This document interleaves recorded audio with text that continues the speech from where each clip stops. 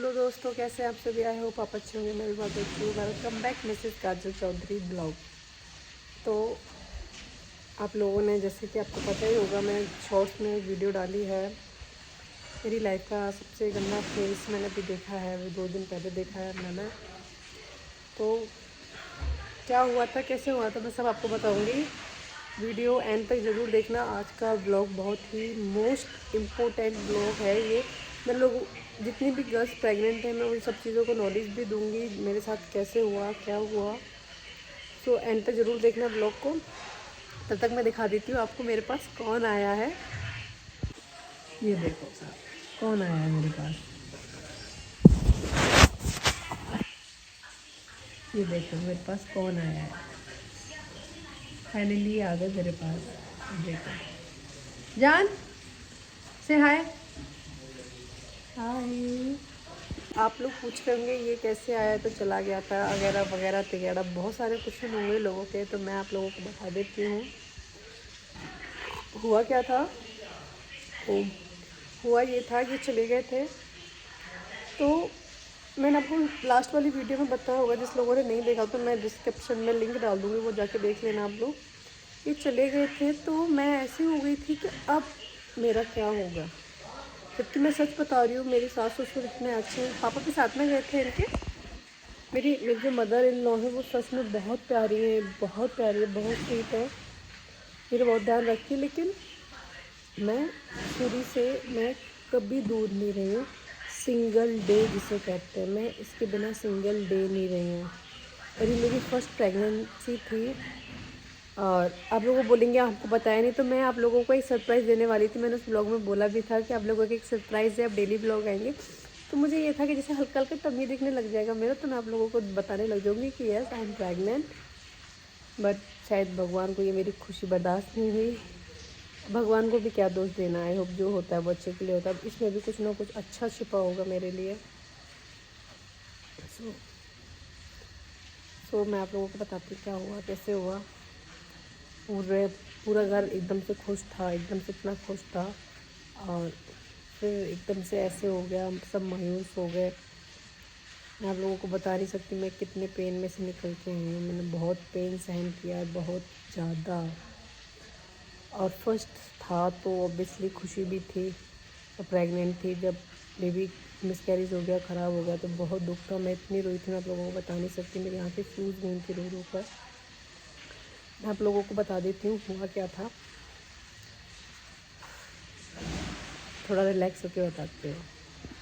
तो हुआ क्या था, मेरे को भी समझ में नहीं आया। मेरे को डॉक्टर ने जब बोला, मेरे को तब समझ में आया कि यार प्रेगनेंसी में हर छोटी छोटी चीज़ें को भी सीरियस लेना चाहिए। अब तुम्हारी एक गलती भी है ना, तुम्हारी लाइफ स्पॉइल कर सकती है। ये मैंने मेरी प्रेगनेंसी में देखा है। मैं आपको कैसे समझाऊं। हुआ क्या था। हुआ ये था कि सूरी 10 तारीख को जा रहा था। हाँ, तो हुआ ये था, सूरी की 10 तारीख की टिकट थी। आप लोगों ने ब्लॉग देखा था जिसमें मैं बहुत सैड थी। मैं बहुत ज़्यादा सैड थी। आप लोगों ने देख भी था कि मैं कितनी रो रही थी, मेरी आंखें सूज रखी थी रो रो कर।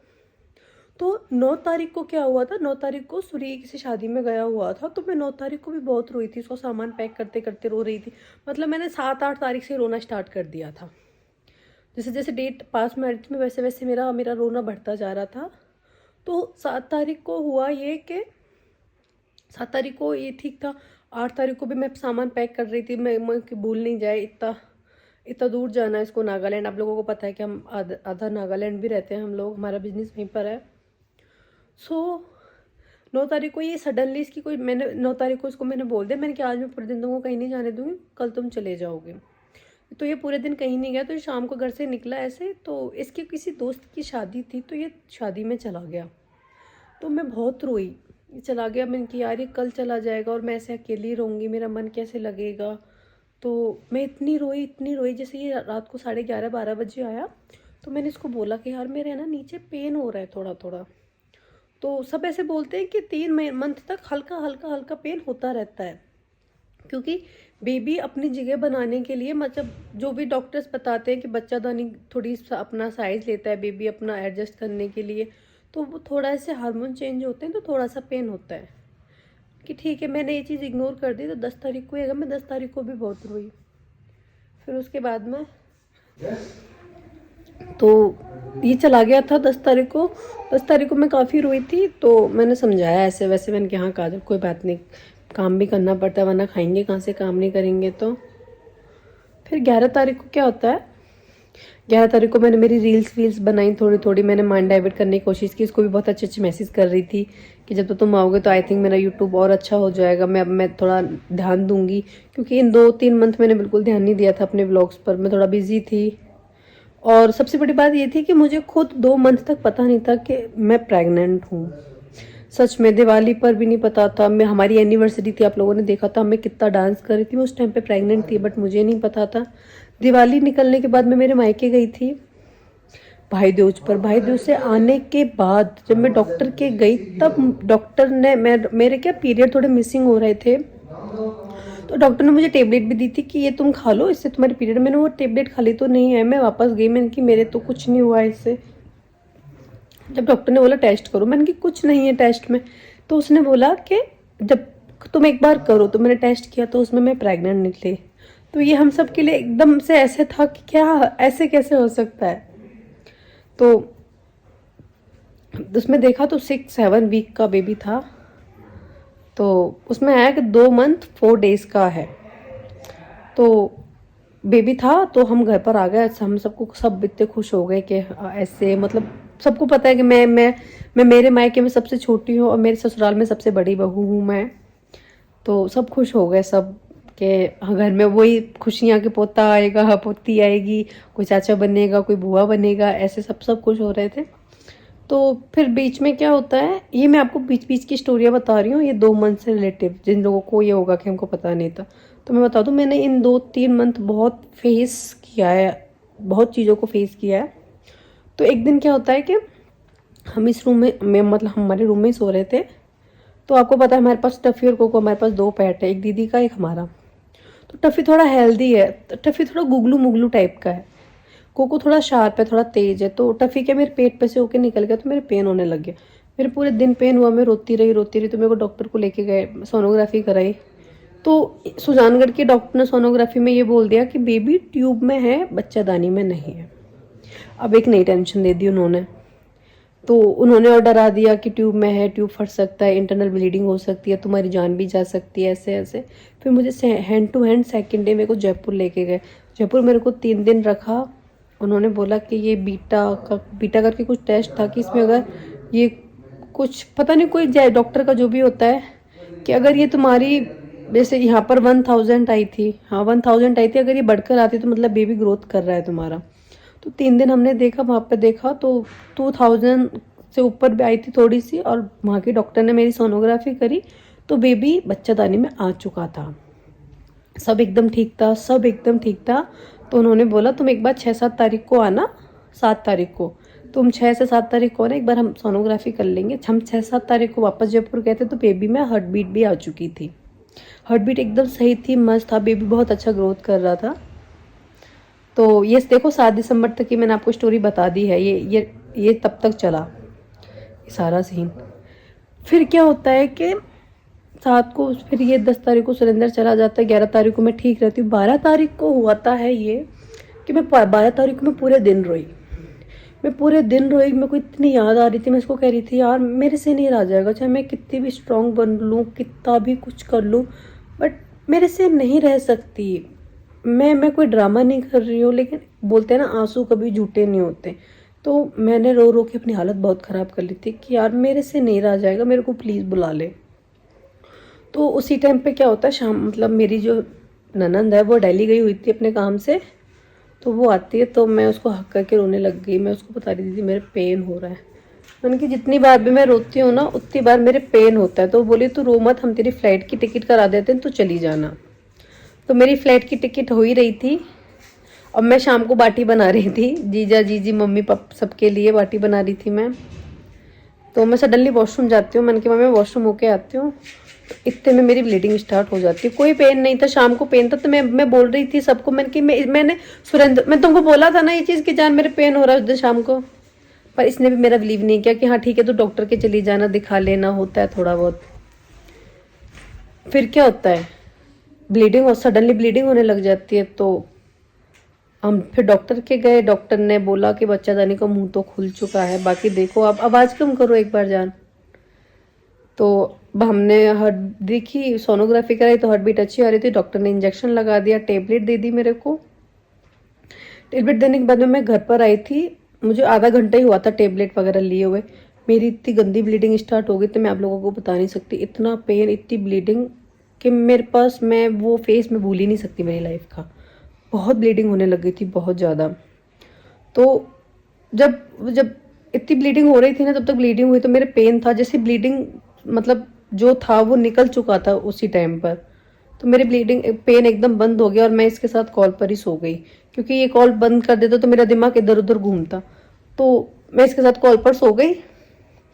फिर क्या होता है, मॉर्निंग में भी मेरे पेन होने लगता है थोड़ा थोड़ा। तो मैं मम्मी को बोली कि मम्मी मेरे अभी भी पेन है पेट में। तो मेरे को वापस डॉक्टर के लेके गए ये लोग। तो हम डॉक्टर के गए तो डॉक्टर बोलता है कि एक बार तुम सोनोग्राफी कराओ। तो सोनोग्राफी में जो ऊपर वाली सोनोग्राफी करते हैं तो उसमें बेबी नहीं दिखा, तो उन्होंने बोला एक बार तुम टीवीएस वाली सोनोग्राफी कराओ। तो हम टीवीएस वाली सोनोग्राफी कराने गए वापस से। तो उसने साफ बोल दिया कि बेबी नहीं है, बेबी निकल गया, सिर्फ थोड़ा बहुत कचरा बाकी रह गया तुम्हारे अंदर अभी। तो अब देखो डॉक्टर क्या बोलते हैं। तो हम फिर वापस डॉक्टर के गए मम्मी वगैरह। तो मेरा तो रोना स्टार्ट हो गया, मम्मी रोने लग गई, सब रोने लग गए थे। मतलब सूरी भी बहुत रोया था। अलका दीदी बोलेगी मैं आ गई फिर मैं इतनी गंदी सी हो रही है, दीदी ले लूँ आपको है मैं ब्लॉग बना रही थी, ले लूँ आपको इधर आप दो। अरे बाबूडी आ गई, बाबूडी, बाबू छुरी के गाल फाड़ दिए मायरी के। अरे बाबूजी, मायरा मायरा को तो सब जानते हैं। मायरा काश में खुद का पूछी कर रही है। इसको खुद से ज्यादा प्यार होगा कि ये गुड़िया कौन है सुंदर सी। मायरा, मायरा पूरा कांच का कर दियो बाबू, इनको तो प्यार है। तो मैं भूल गई मैं कहाँ पे थी। तो सोनोग्राफी टीवीएस वाली कराई तो उन्होंने बोला कि बेबी तो निकल गया, थोड़ा बहुत कचरा रह गया तुम्हारे अंदर। तो मैं तो बहुत रोने लगी। उधर सूरी ना, मतलब गुवाहाटी पहुंचा था तो गुवाहाटी सूरी ऐसे हो गया कि फिर एक होता है कि यार चाहे घर में कितने भी लोग हों, कितने भी प्यार करने वाले हो, कितने भी केयर करें, लेकिन एक हस्बैंड वाला प्यार तो एक हस्बैंड ही दे सकता है। इस हस्बैंड वाले प्यार की कोई भी पूर्ति नहीं कर सकता, ना कोई जगह रह सकता है।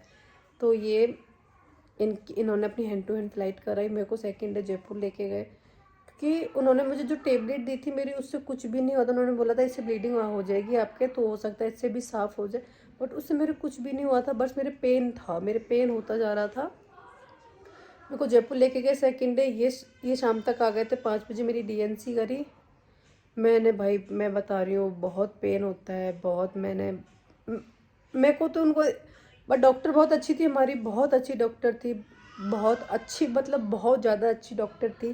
क्योंकि मेरी एक फ्रेंड है, कॉलेज फ्रेंड, उसके हस्बैंड डॉक्टर है, तो वो उन्हीं की जानकार थी। तो उन्होंने मुझे वही सजेस्ट किया था कि तुम उसके पास जाओ, वो बहुत अच्छी। मेरा ट्रीटमेंट भी उन्हीं से चल रहा था। तो सबको भी होता है, भगवान अच्छे के लिए करता है, इसमें भी कुछ ना कुछ तो इसमें अच्छा होगा। उस टाइम पे बुरा लग रहा था, लेकिन अब 2 दिन हो चुके हैं, अभी मैं ठीक हूँ। अभी मेरा रेस्ट बोल दिया है डॉक्टर ने कि अभी तुमको 5 दिन तो प्रॉपर ही रेस्ट करना है, क्योंकि वीकनेस काफ़ी आ जाती है।